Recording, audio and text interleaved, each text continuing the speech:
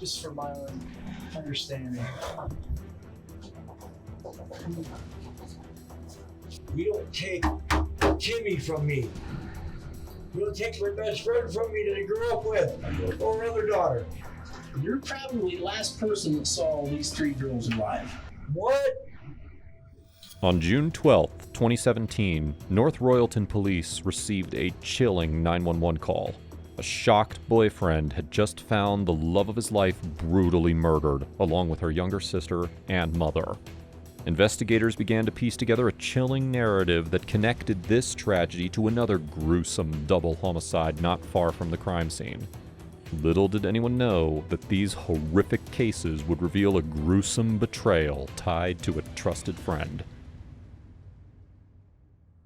In the peaceful city of North Royalton lived Suzanne Taylor, a well-respected and successful real estate appraiser. Suzanne was not just a professional, though. She was a devoted mother of two beloved daughters, Kylie and Taylor Pfeiffer. 18-year-old Kylie was eagerly preparing to start her sophomore year at Bowling Green State University, while 21-year-old Taylor was on the brink of achieving her bachelor's degree in fashion design. Now, despite the challenges of being a single mother, Suzanne's flourishing career allowed her to provide a nurturing and supportive environment for her daughters, paving the way for their bright futures. But behind the warmth and success, a horrific tragedy was silently waiting to strike their happy home on that fateful day of June 12th. On June 12, 2017, Taylor Pfeiffer's boyfriend, Dale, tried reaching her by cell that day. But after countless failed attempts, he decided to check on her at her home. And I arrived and all the cars were in their exact spots. So it was very weird that all their cars were there and no one was home.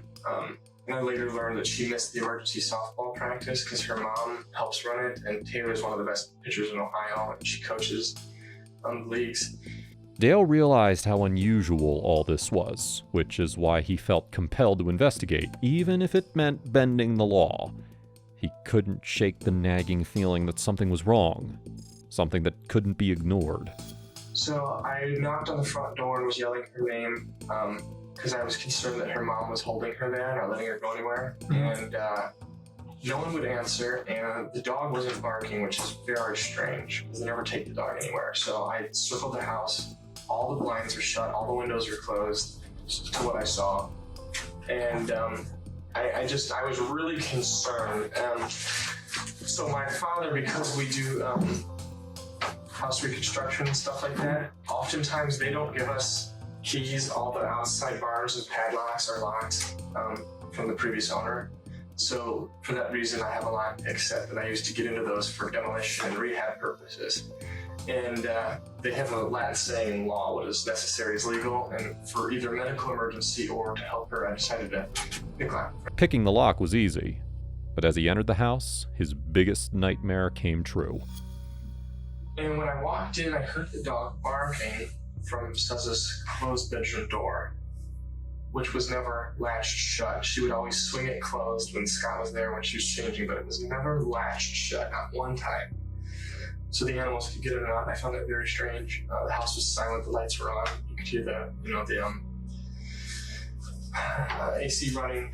It was kind of damp and had a musty smell. And I opened up the bedroom door, and there was a comforter covering the entire bed. But judging by the build, Kylie wearing a teal blue shirt, her arm and leg were hanging off the side of the bed. I knew that they were dead, at least one of them. The bed didn't look right. I assumed there were others there, but I couldn't bring myself to look. So all I touched was the door handle walking in, the screen door, the main door, and then her bedroom door, and then I turned right around and walked out. Didn't touch or look at anything else. I couldn't bear to do it. According to Dale, Scott was Suzanne's boyfriend. But what he didn't know at the time was that Scott was an ex-boyfriend by that time. He was trying to mend his relationship with Suzanne, which is why he also showed up on Suzanne's doorstep. But unlike Dale, he walked away after no one responded. It was a chilling sight for the boyfriend to not just see his girlfriend lifeless on the bed, but her two daughters lying face down on the same bed, side by side. When the investigators arrived at the scene, the bodies were positioned face down, and hair from Taylor was scattered around the house, hinting at a violent struggle. As investigators delved into the Taylor-Pfeiffer case, they started drawing suspicions initially on the ex-boyfriend, the man who confessed to showing up at Suzanne's doorstep. But before there are any suspicions drawn, they asked Scott what else he saw on that fateful day. The things that I should have noticed was when I knocked on the door, I didn't hear Eris. Eris is your dog. And normally you knock on the door, Eris will start barking. And Eris didn't bark. And I thought, well, maybe I just didn't knock hard enough, but I didn't think it was a big deal. And I had the thought of going over the window and looking in, but their bedroom window before I accidentally locked her out. And she climbed in through the bedroom window once, so I figured I could go in there. But the kids were with me, and I was like, this isn't worth getting in trouble for, and I should have. So when you went up and you knocked and you approached, so the dog doesn't come, is there anything else that you see or observe? Just the fact that George's van is there, the door is shut, and the door is locked. So her and George had been fighting. We'll talk about that soon. Scott remembers seeing George's van, who was a longtime family friend. It wasn't just that his van was there, but it was the way it was parked, which was quite peculiar. And then the van. And then the van. The van was not parked in the driveway. It was parked in front of the dining room window. Okay, is that odd? Yes. So normally, at least when I'm there, and I've seen him before, he'll park over by where Taylor's car is. And when we were both there, it'd be one after the other. So the spot in front of Taylor's car was open. Like, is he in the grass? He was in the grass, yes. So he pulled in nose first, or was he back? Back in. So you have the house and the bedroom. Is that typical? No. And his car was right here. There's like a bush right here. The porch is right here. Susan's car is right here. But so he's backed in. Here's I call it the dining room. The dining room table's right here. Okay. He was backed in, so facing out. In the grass. In the grass. That's odd. The detectives needed to know more about this George guy, and surprisingly, Scott knew him all too well. Tell me about George. All right, so George is a friend of hers, apparently from childhood. Mm-hmm. I met him. He lived in his van, or like he still does live in his van. And she said that he always had a crush on her. So she said that he would constantly ask her, "How do I get a girl like you?" Mm-hmm. So there was that kind of context. So then I start coming around. And it's the December time frame, and she's like, I'm not going to let a friend freeze to death in his van on the street. So he was spending a lot of nights at her house. And then when I started coming along and spending nights, he was like, no, it kind of went away. Any person who frequented the Pfeiffer residence knew quite well who George was. He wasn't just a friend. The daughters considered him to be somewhat of a father figure to them. Even Dale knew who George was, especially when his girlfriend Taylor spoke so highly of him. In other words, he was an unofficial member of the Pfeiffer family. Now, seeing as he's a lifelong family friend, his interview can give us a deeper insight on who Scott and Dale really were. That's when Brinkman is called and asked to come in for an interview, to which he agrees, but for some reason he ends up as a no-show. After the detectives tried reaching him again and he never picked up, the police put out an APB on George Brinkman Jr.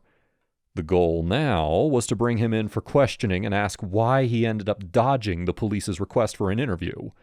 But what happened next shows just how much he misunderstood the simple call to help. Or did he? They pinged his phone, leading them to Brunswick. They found George at his friend Amy's house. When Amy arrived home, Amy said that she got a very bad feeling about what was going on with George. Only a few minutes later, the SWAT team arrived and got her away from the house. Negotiators tried to talk George down, and that's when George had a gun to his head and a bottle of liquor. He was holed up in his room, ready for a long night. He had plenty of snacks and his medication for his diabetes, along with access to several guns. Yeah, good morning, Terrence and Karina. This standoff ended about 30 minutes ago, and we just spoke with the Brunswick Police Department, getting us details about how this standoff ended. They tell us that the SWAT teams did a tactical entry into this home here on Valley Forge Drive in Brunswick. They say the front door was unlocked, and the man inside, they have now identified him. His name is George Brinkman. He is 45 years old. They are now naming him as a suspect in this North Royalton triple homicide. They say they went into the house and they got him out peacefully. He walked out of the house in handcuffs. There were no shots fired in this, but they do say that that George did have a pistol inside the house during this 9-hour standoff with police. After 9 long hours, police brought George out in handcuffs. Hours later, 45-year-old George Brinkman Jr., 6 foot tall and 165 pounds, is now sitting down for an interrogation. Well, I guess I kind of want to just figure out what brought you here today. What is? I guess And because I'll caveat that I don't have a lot of information on that, so sometimes we'll come in and help some of the local PDs with some issues. I'm getting here kind of late in the game, so if you can just kind of explain. yes, I was supposed to talk with Detective Vicky. I don't want to say her name wrong. Yesterday, and I didn't make it. I didn't get back from where I was till late. I was tired. I planned on coming. The next thing you know, I've got officers swarming the door, and I barricaded myself in. Because you were afraid? Well, yeah, you see a bunch of cops coming, and my biggest concern wasn't for me though; it was for the girl whose house it was, and the 2 dogs. And once they were safe, then Who are you staying with?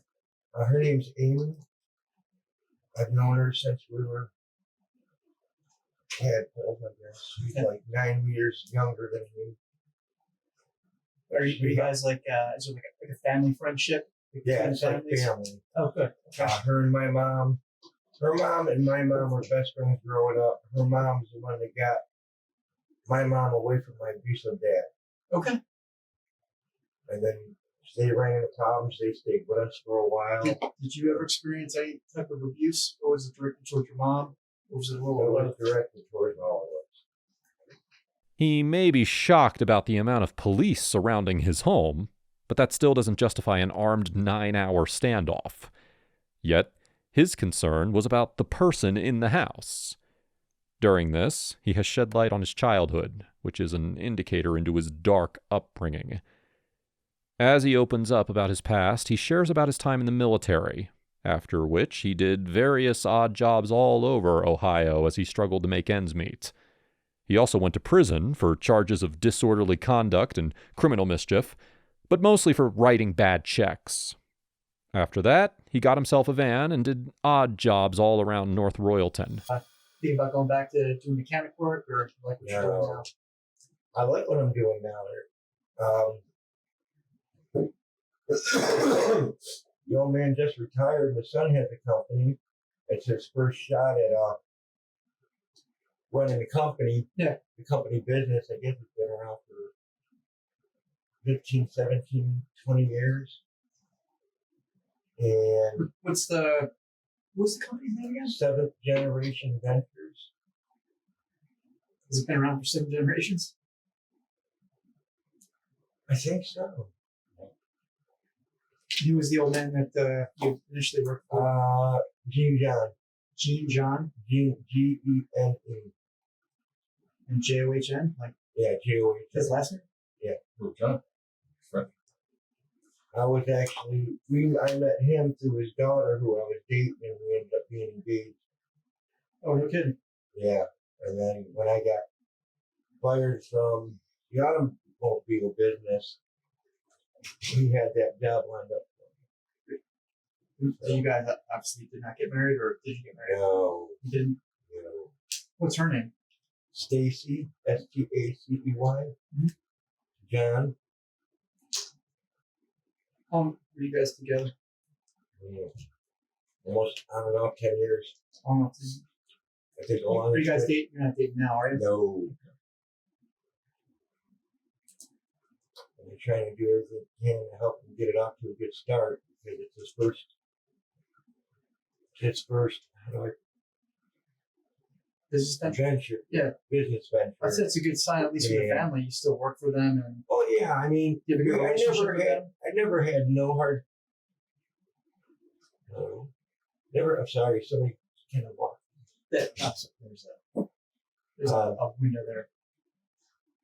Never had no hard feelings towards them for anything their daughter did. That's good. No, I mean they've always treated me good. I mean it kind of sucked when it came to Christmas time. You know, obviously I understand why I was never invited to any Christmas parties they had because Stacey was going to be there with a new boyfriend. That would have just caused a lot of some trouble. So that's understandable. But Gene would call me up. You know, we might be in between projects and find out that somebody had dumped a bunch of books somewhere. Hey, can you run out here and grab these for me? Got them. On my way. I mean, yeah, I owe the man a lot. It's interesting how close he was to his employer's family, but it also hints at the fact that he has trouble maintaining relationships. Even with Suzanne, he wanted to be more than just friends, but Suzanne kept their friendship at bay. For now, the detectives need to circle back to why he's here, to which he blurts out his link with the Pfeiffer family.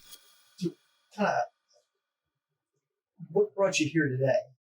I'm trying to make that connection. So there was an issue with the police last night. What is that related to? Hey, what's that related to? Like I said, I thought I was supposed to talk to a detective, by Vicky. My friend Sue and her two daughters, I guess were killed this weekend. And I know I saw Sue Saturday, and I saw the girls as I was pulling out of the driveway. I guess I'm the last one to see them. Okay. And I guess her boyfriend found them. Taylor's, that's the oldest daughter. Mm-hmm. Me and Taylor had this bond. It was ridiculous. I've known Sue since graduate grade school. And I was there when Taylor was first born. We lost contact over the years. Mm-hmm. And this recently got back in contact about 2 years ago. And me and Taylor hit it right off. I mean, it's like we never lost that bond she had when she was born. And then we were sitting there watching Jurassic Park. And I don't know if you've seen the movie. Yeah. Where the little Timmy's on the fence and we're yelling for him to jump, jump, jump, jump, jump. Yeah. And he gets blown off into the Dino Man. Well, she called me the Dino Man. Her name was Timmy from then on. That's funny. No. What? Because I should have been there for Saturday. And that was it.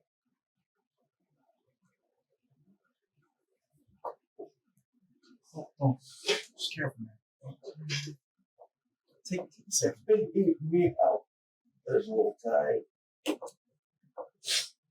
At one point, you can catch Brinkman's guilt overriding his emotions as he's sitting on one big secret. It's hard to tell what, though, which is why the detectives need to play the slow game. They can't resort to tactics or tricks to get him to confess, but instead, they just have to listen to him and hope that he'll come clean on his own. You said something interesting to me. You said that you think you might be the last person to see them alive. Yeah. What makes you think that? Well, I know when Sue and I were talking, I was having issues with staying around the area. I'd asked her if her and I could just talk because I didn't want Taylor to get upset if I was leaving. And she would. Leaving? Yeah, I was tired. This happened because of work Friday. Okay. I got angry. I got upset. The project is not going like it should. And instead of hitting what was I thought was a fake wall, was a real wall. Made of cement. Okay. Yeah. Real wall wins every time. Yeah. I found that out. What was so stressful that made you want to hit the wall? Fake or real? But The project's not going as fast. They really screwed us with the projects this year because we're supposed to start 2 in April and these 2 in May. Mhm. They put them all 4 together in which month? in May. Okay. So we had to find 2 other people to run the other 2 warehouses. Now Jason and I ran the main ones. Mhm. None of the carriers I usually have can work for me because they're working at the other warehouses because they're closer. And it's been doing this and me and Jason, he sounded a little pissed off on the phone because he is the boss, I understand. And it came down to I'm paying you sitting around and doing nothing, blah, blah, blah. I'm like, you're right, I'm sorry, And then as soon as I hung up the phone, I just swung at the wall. He was never asked what happened to his hand, and yet he brings up this story that demonstrates his frustration and rage. And with this story in mind, the detectives have all the more reason to keep him under their radar, considering how dangerous he is and how he's unable to control his anger. I don't obviously do it often. Yeah. So what you're saying is that I am saying that. No, it didn't make me go completely bonkers. No, it's upsetting. I hold everything on the inside.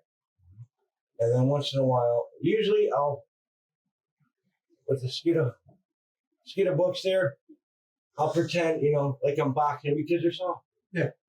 And that's it. And I just turn around and just hit the wall. That was it. With Sue, so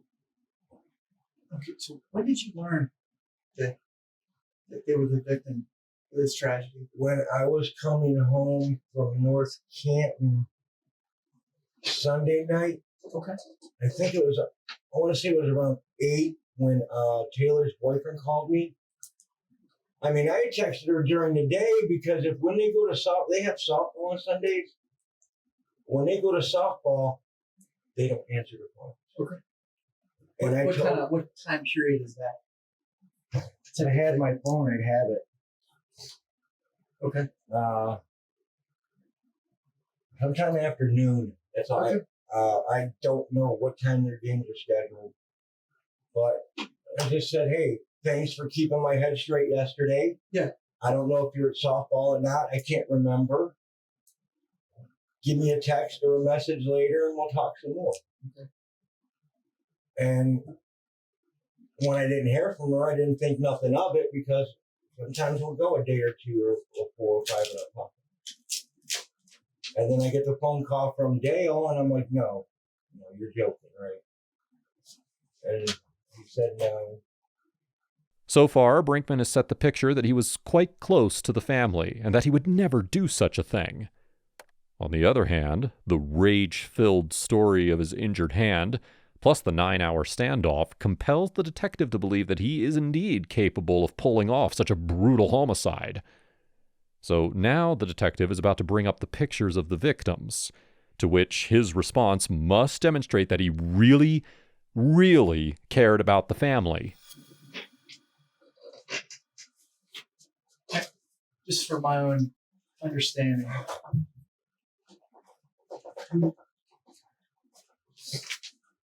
who's who here?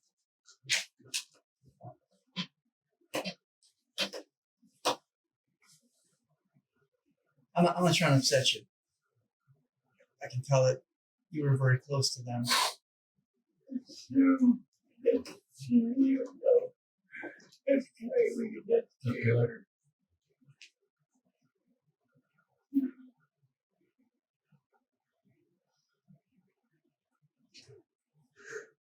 Can you help us by kind of running through that day on Saturday? Just what you remember? I know it's hard. It's the hardest thing. Just run through. I can tell you, Andy and I do this a lot. We get it, we understand. But you can help us. I mean, that's the thing. That's what we're here for. We're trying to do that. So that for your help is important. That's what we're talking.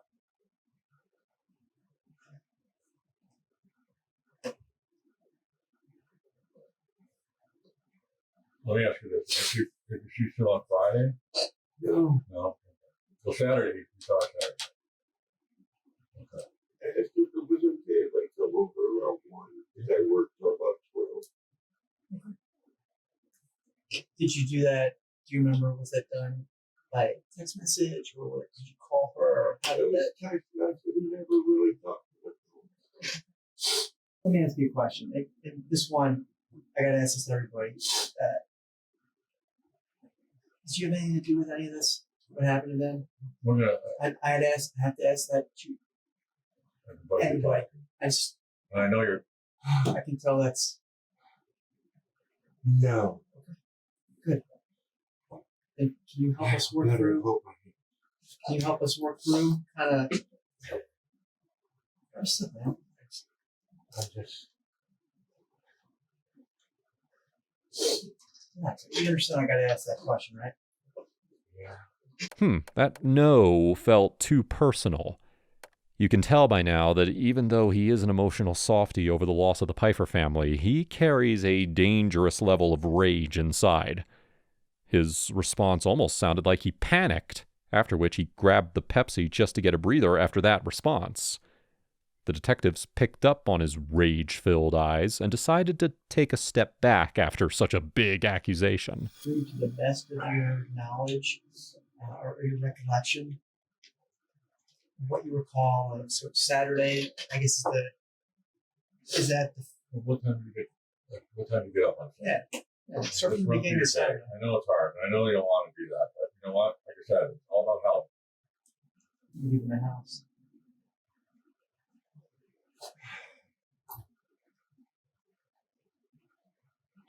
Would have been around 7. Do you remember? Did you Went get to work. Oh, sorry. I mean, I had my monster, my cigarette, and I got up. Went to work, opened the warehouse, got everything organized. And then sat there and watched movies on my computer until somebody decided to show up. Anybody contact you during that time? Did you, Oh, I'm send sure. text messages, You mean them? them, or anybody else? I texted Sue that morning if we could talk. I said about 1 o'clock, and she said that's fine. She said the girls might not even be home by then. I told her I wanted to discuss what was going on with me and work and with Amy and with everything. Because I don't know, I was just having a bad day and I felt like Amy's house big. Got a cigarette. That's big. I hate this day. Please. Well, And I'm a 2-pack-a-day smoker, so I'm kind of hurt. Can we get through Saturday? See what we can do? Yeah. I know. I know we can do that. See what we can do. All right, so I get this. I call Sue. Text Sue. Sorry, wrong word. Tell her I'll be there at 1. I show up at 1 o'clock. As I'm backing my van into her front yard, her and her girls are pulling in into her car, and I'm like, "Oh, all right. I don't really want to talk in front of her, especially Taylor, because Taylor is." She's very sensitive.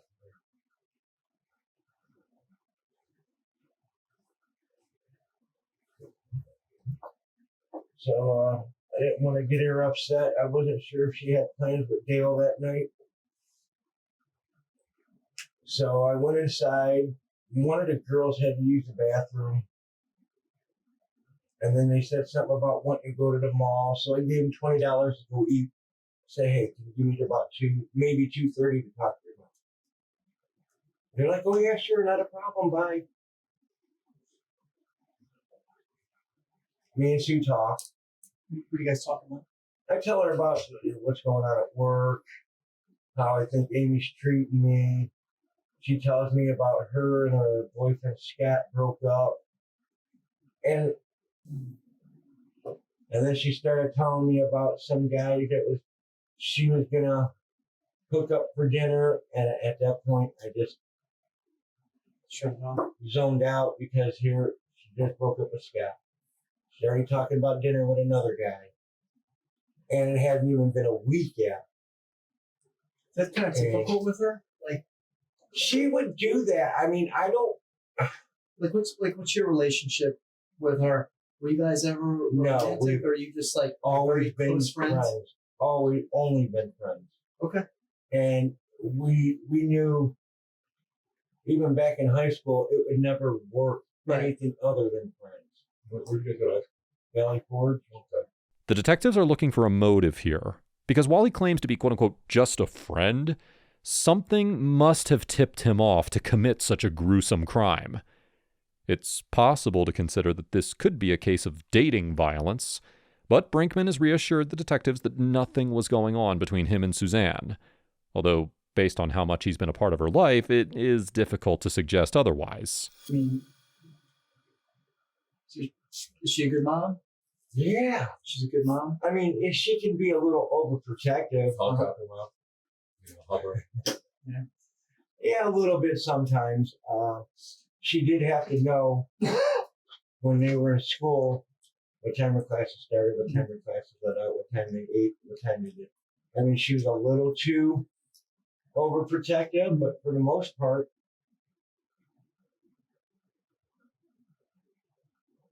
she didn't have any issues with him. How was she as a person? How is anybody as a person? I mean, she got her goods and her bads. I mean, it's just What did you like about her? money. What annoyed The you? whole, I hate to say it, but one guy to the other, just because they had money.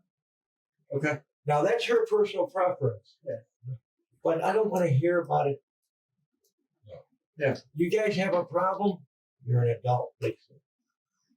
And I would tell her that. Hey, fix it yourself. You're an adult. I'm tired of trying to fix your problem. Well, come on. It's like, stop it. Does she come to you a lot with her problems? Oh, yeah. I wouldn't even get a good morning text and be like, I hate my life. I'm Really? like, really? Good morning to you too, sunshine. Yeah.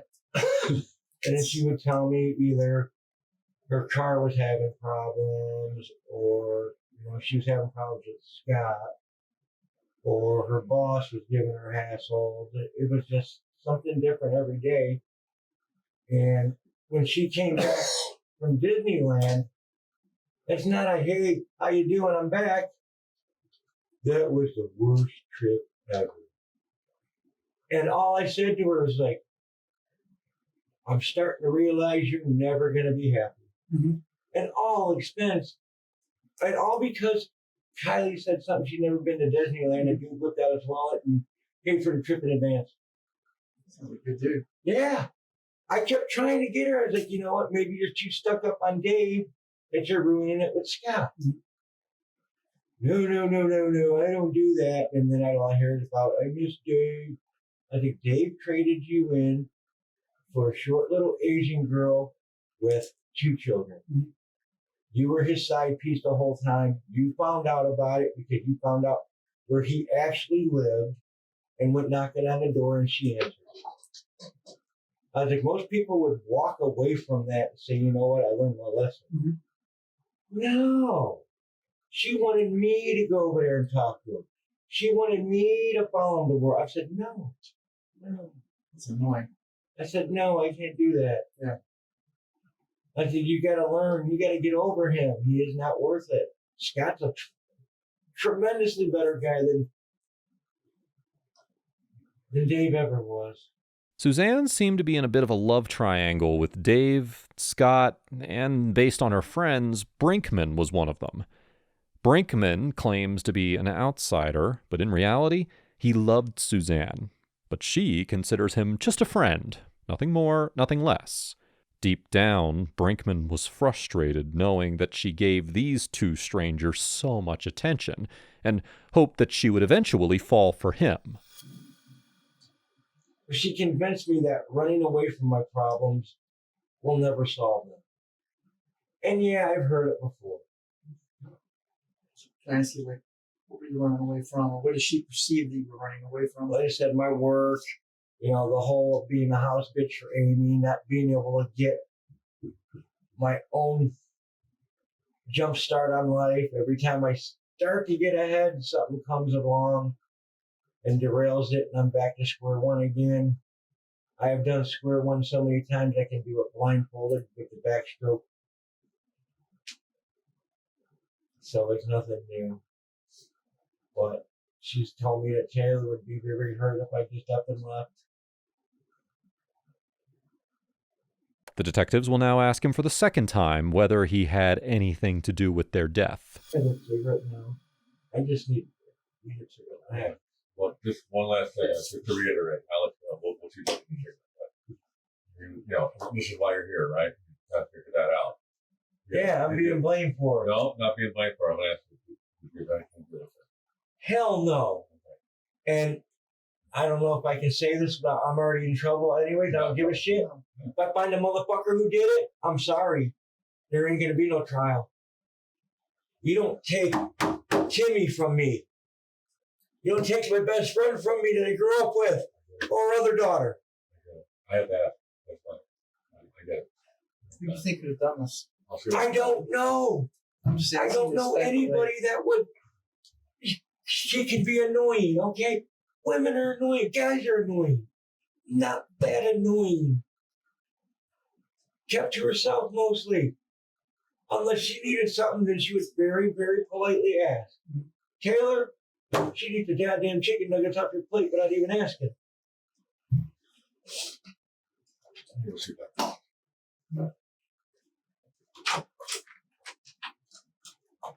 And I keep thinking, what if I would have waited another 15, 20 minutes and not left? What if I would have waited to talk with these two? But my whole thing is, if I would have stayed, 15, 20 minutes, another 40 minutes.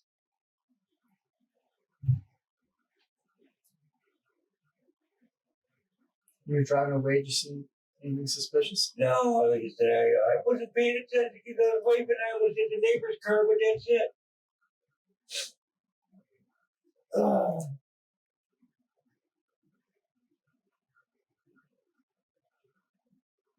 There's no reason for it. That's the thing we're trying to figure out. So far, the interrogation has been circling around the North Royalton murders. But as the detectives were examining the crime scene, they noticed a striking similarity with another homicide just 44 miles away from North Royalton. On June 11th, 2017, a senior couple named Rajal and Roberta John were found dead in their home, also covered with blankets. Rajal, Jean, John, and his wife Roberta were well known in their community. He was a Vietnam War veteran and a former circulation director, while she had a long career in education. The next day, they were discovered by Jean's son, who was worried when his father failed to show up for work. The case of John's family and Pfeiffer's family shared the same style of dead victims. They were lifeless under blankets. And interestingly, George even mentioned earlier that he worked for Jean John's phone book business as a delivery person, and that he dated their daughter Stacy for a brief while. Remember his story about not getting invited to Christmas?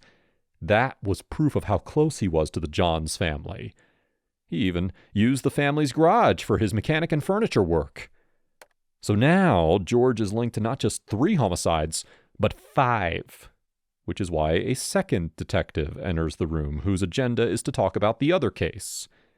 Now at this point, We want you to focus on his reaction to hearing about the Johns family deaths, because unlike the Pfeiffer family's death reveal, his reaction seemed extremely unusual.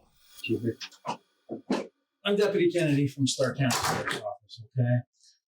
And I know that you've been talking to these guys about some stuff, but you'll have to forgive me because I don't know what this whole conversation's been, all right?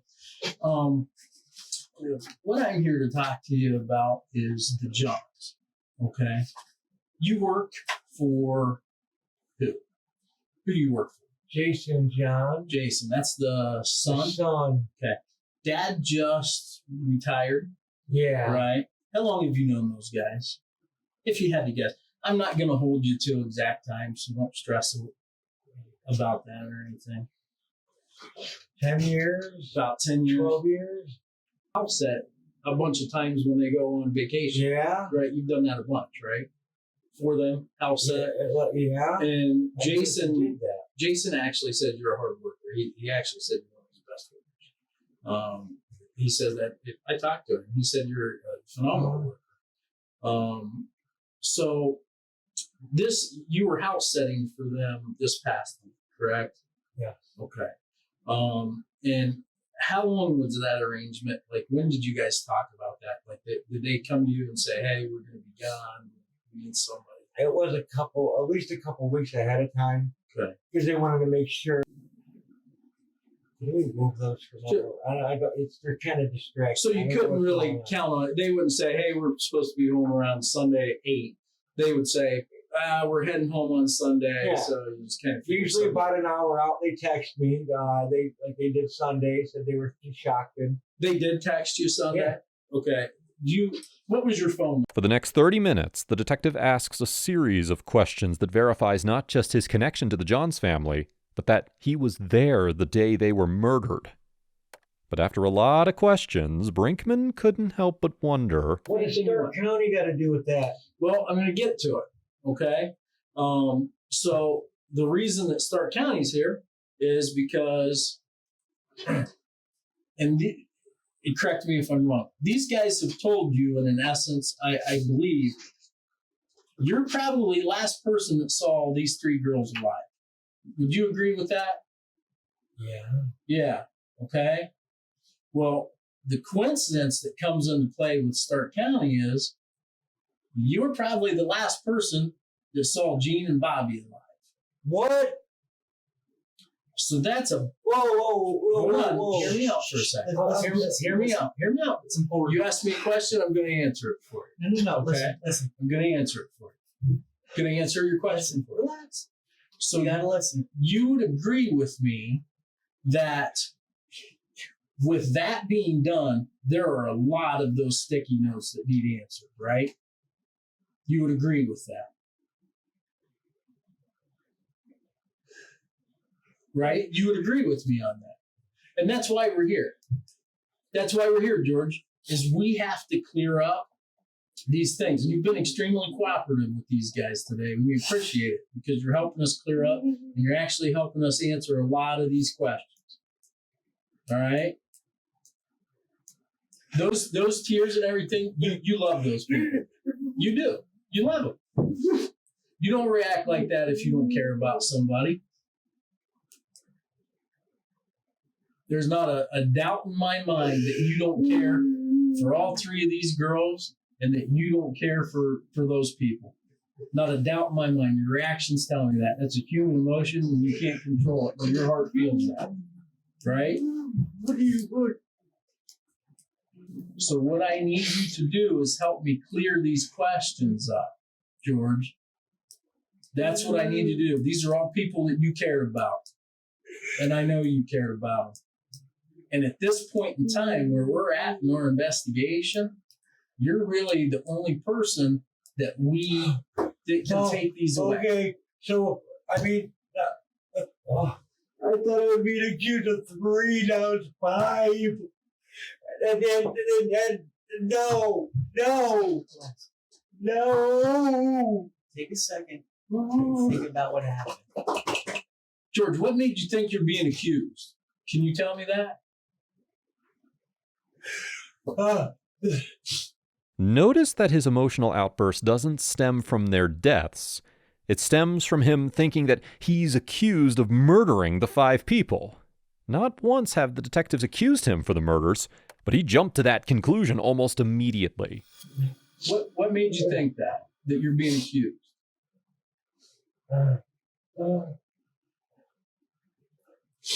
Like you said,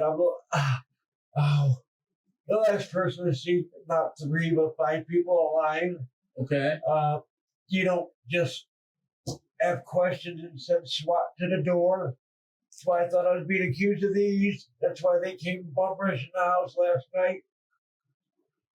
And the fucking reporter I was talking to, When did you talk to a reporter? she texted me yesterday when she found out that I was friends with Sue, Lacey Chris, for 19. Do you know that? Like, do you know her? Or? She just wanted to get me to go on camera and talk about the good things about. And I said I won't do that until I talk, because I was waiting on North Royalton to call. Okay. Because I don't know what the procedure is. Okay. So she was texting you, asking you about this And stuff? she sent me a friend's request. Is that how you guys were talking? Was on Messenger? Yeah.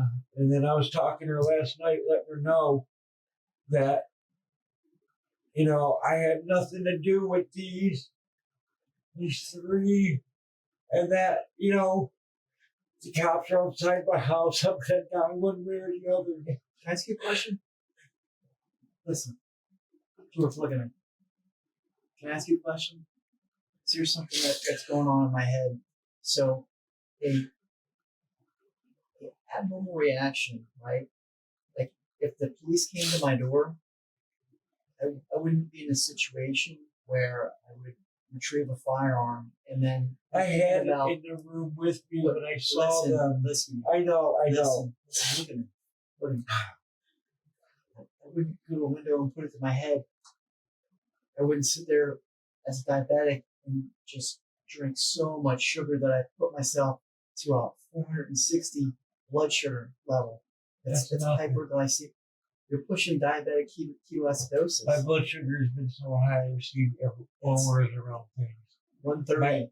I know. Listen, dude, my average was 550 though. Listen. I'm not sitting here trying to dispute this, but listen. Do you understand how kind of the I totality see of how it everything? looks. I see how it looks. Here's what I'm getting at, George. I need a cigarette right now, or I can't talk anymore. George, let me ask you a question. Let's slow it down a little bit. Take a deep breath. Relax. Okay? Let me ask you a question. With your hand, how did that happen? How did your hand happen? I got mad at work Friday and I punched a brick wall. I thought it was a fake wall. It turns out it was a real cement wall. Okay, what'd you get mad at? We go in there. It's It's just work-related stuff. Nothing stressed. We're not getting out of there fast enough. I don't feel like I'm doing a good enough job. Okay. And I just turned around after I got off the phone with Jason to hit the wall. I thought I was hitting the wood wall. Okay. I was in the wrong spot and I smacked the cement wall. Ready for your cigarette? Take a little break. George, it's all about clearing up questions, and you're doing a hell of a job doing it for us. We have to get rid of them. I know, I understand the question. But Yep, we have to get rid of these questions. I know. And you're the one that can answer. We don't mean to be personal. We gotta do that. Oh, another one. Yeah. We're ready for the break. What do we need to do? Relax. For this cigarette. Oh no, I'm used to last night. So I kept my hand because I can't get up. You're okay, man. Yeah, man, you're good. Man up. You're gonna get done, right? Don't worry about it. You're good. That was an intense couple of minutes, after which a cigarette break was very much needed. After a while, the detectives requested a polygraph test on George since he's not diverting from his claim one bit. If there's one thing that triggers George throughout this interrogation, it's being accused. But even after being so, he continued to give information. But when he started hearing his polygraph test results, it only put him in more disbelief. So we're not here. Okay? I can't honestly say, I can't go to the prosecutor. I can't say, hey, look, he did, because it's not true. And I gave you the benefit of the doubt on everything that I could. So I was like, okay. So, I don't think you're here.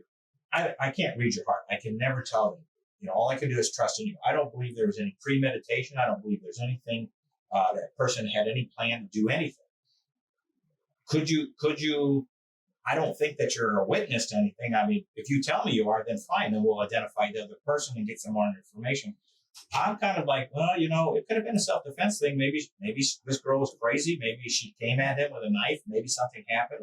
Or it's an argument situation. Maybe you were telling her, hey, you need to chill out on these guys or not treat Scott poorly or not do something else. But something happened and it's right in here. But I don't know. But I don't think this is my biggest concern. This is what I want to be able to go back and tell people. This is not a premeditated situation. This is not an intentional thing that was planned out to hurt anybody or anything like that.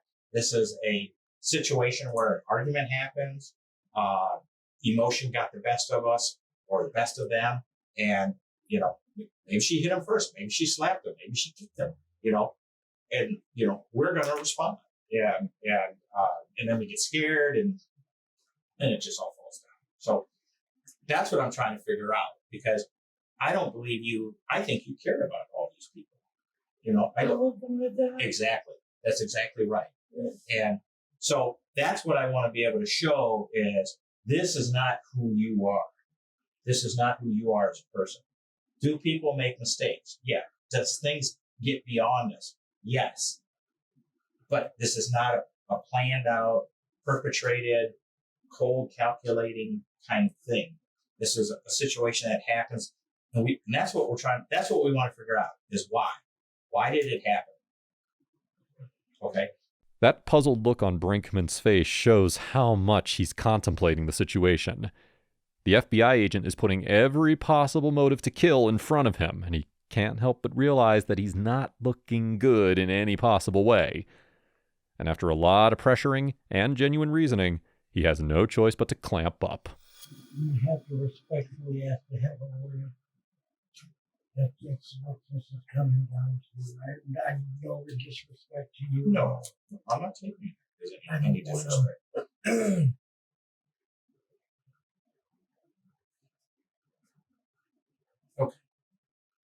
Okay. I'm going to respect that. I'm going to step out and talk with the investigators. Okay.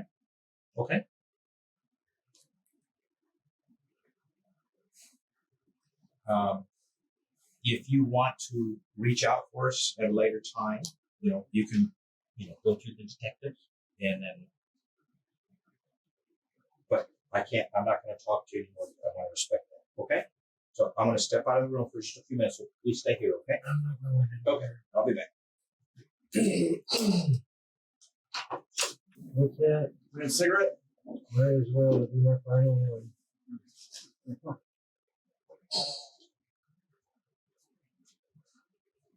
Would you drink? Fortunately, it was in the cigarette break that the detectives caught a break with the case. As Brinkman was within the prison walls smoking, he said something so unexpected that the detectives had to rush him back in, read him his Miranda rights again, and asked him to repeat what he said. Only this time, they were certain that he was going to spill the beans. If that mistake, you're the right guy. Yes, I did. Tell me what happened. How did this? So it's like peeling an onion, the wires. Layers and layers. Things were going fine. We were talking, and then I don't know what set her off. She just started going all batshit crazy. Not swinging or anything, but she just lost her cool. Has that happened before? Not to this degree. I mean, she's gone from being okay, or as I used to say, 0 to bitch in less than a second, but nothing like this. I mean, I don't know if it was something I said that set her off, because all we were talking about was how I was gonna, pack up and leave, and it would probably be better for everybody if I wasn't around, because everybody didn't have to worry or pretend to worry about me. And she just lost it. And then we started screaming and yelling and arguing. And then she got up in my face and I snapped. What happened? She just right Yeah, she got right up in my face, and I'm not saying I thought she was gonna hit me or anything. I mean, don't take this wrong. She is a female, and yeah, I'm sure they can do some damage. And I just snapped.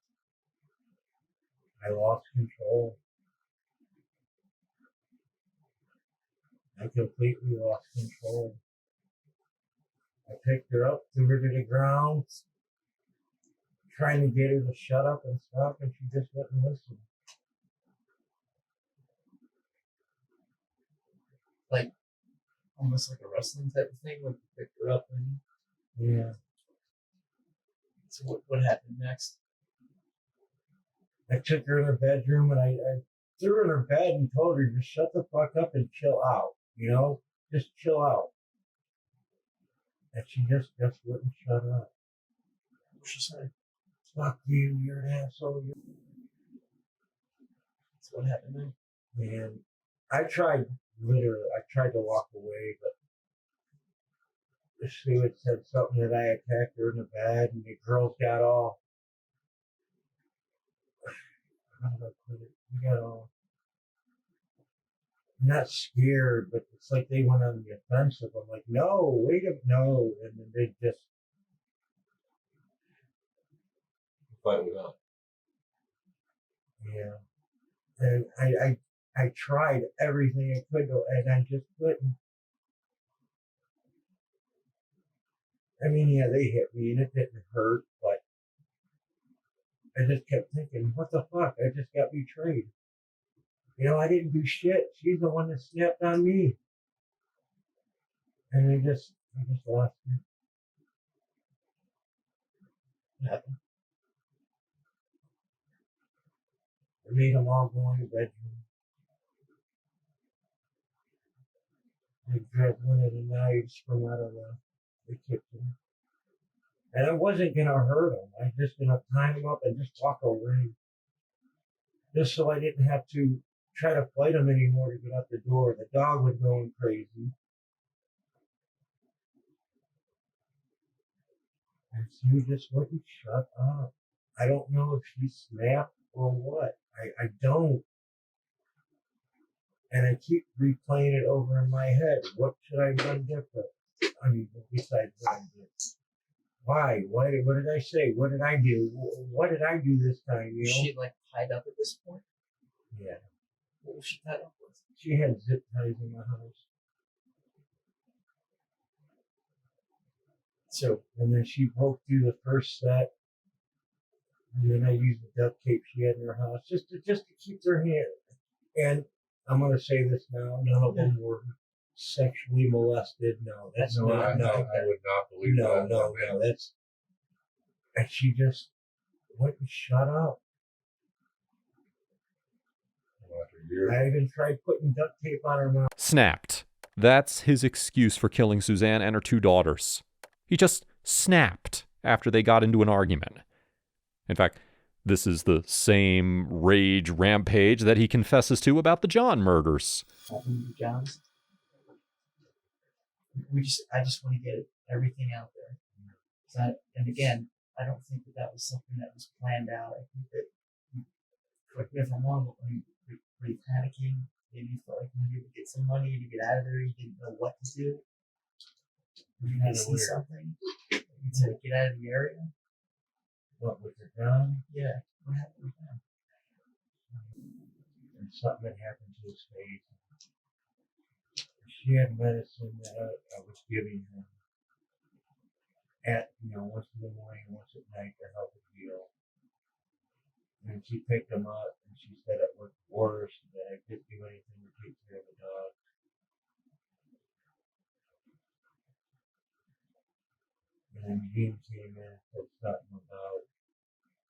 and I made a mistake and I lit a cigarette in the house. And he started going on this holier than thou attitude about smoking because he's a reformed smoker. And I understood why he wanted me to quit. Just the stress from the day before. And then he had a pistol downstairs that I don't know if he forgot he left out, but when I went down to do laundry, I saw it sitting there, and it was another 1911, chrome plated. And I was like, oh, this is cool. You know, try twirling it around. So hate being yelled at anymore. So I told him to go up in the room and shut the fuck up.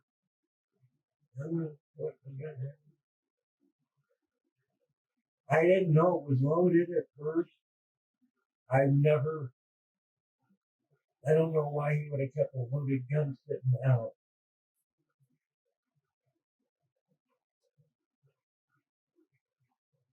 And then, Bobby just lay in the bed. Nothing's gonna happen, lay in the bed. Gene, lay in the bed. I need time to get out. I need time to go. And as soon as I turned my back, he turned around and came running at me. And that's when I shot him in the head. Was it like a reaction thing? Or? Yeah, I had my back to him, and he turned around, and it was like a jerk reaction, and the damn thing went off. I'm like, oh, fuck. And then I just looked. That's my son. He was hitting the hip, but he still tried to fight. Bobby sat up, was screaming, and all I did is I just said, shut up. And I didn't even know I pulled the trigger. I was just pointing at the guy like you would point your finger at somebody.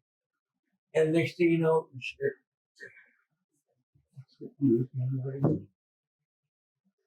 Let's take a second.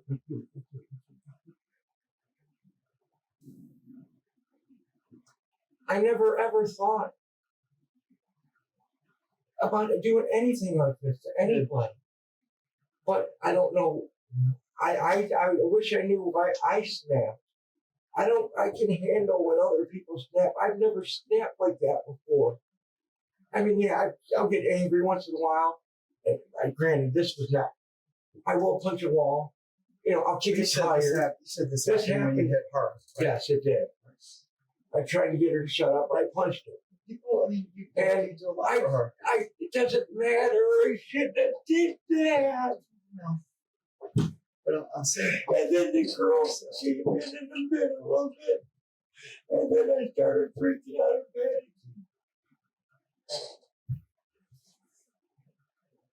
And then everything went to hell. And that's when I grabbed the knife. Get them all in the bedroom. She had zip tied it up. Did the girls like see you like physically like wrestling around with her? I heard the door open and I came out of the bedroom and they're like, hi, and then their mom started screaming. And then that's when I said, get in the bedroom. You had the knife. Yeah, because I was trying first to get you to be quiet. That's all, just to be quiet. I never ever thought I hurt her. I never thought I could do anything like that because I had a knife when I came out. I had it down out. I had it down by my side when they came in. Because I was going to try to get out the door. And then she started screaming, help, help, help, help. And then the girls started panicking, and that's when I pulled the knife. We said, no, get in there. How did the girls panic? Taylor is easily stressed, easily panicked. She heard her mom screaming for help. She thought, I don't know, I can't say what she thought. She started crying and shaking. Kylie stood there and got this look on her face like, And I'm like, oh shit, here comes the Brahma bull. And I got scared. I didn't want to touch them at all. I didn't want to hurt them in any way. And that's why I put the knife up to scare them, just to get in the bedroom, that's all. And they went in the bedroom, I grabbed the zip ties, and then there was duct tape sitting right there on the counter. I can't. Did you bring that stuff into the house? No. Or was it there? That stuff was there already. Okay. The duct tape that I had in my truck was like a thin roll like this, but it was in my toolbox that I'd taken out and put in Amy's garage. It was sitting there. After he stabbed Suzanne, the girls came home, which is when he marched them up to the room. It is an interesting thing how Brinkman picked that one room of the house, which was the farthest from the door, which means that anybody walking outside the house or at the gate couldn't hear a single scream.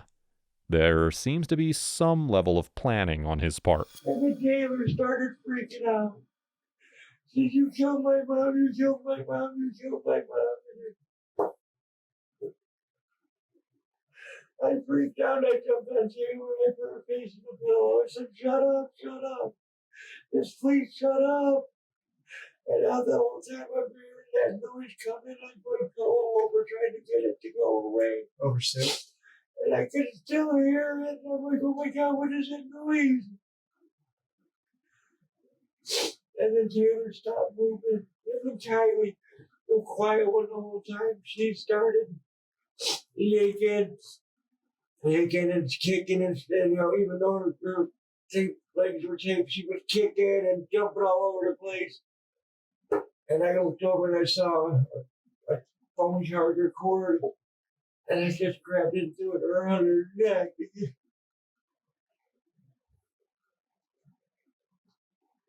And I kept it there till she stopped moving.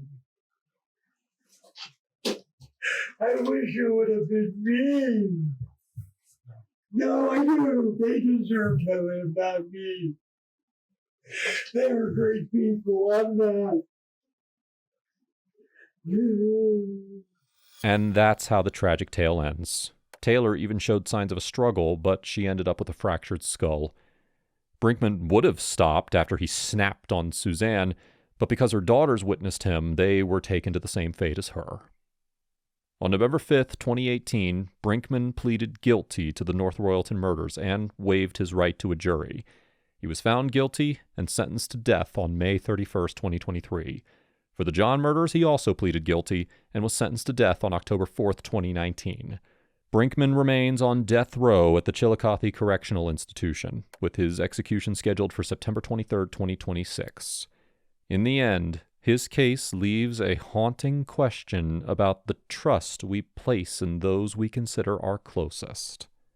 Now, if you found this story horrific, you need to check out my video on the crazy ex-wife who actually got away with murder.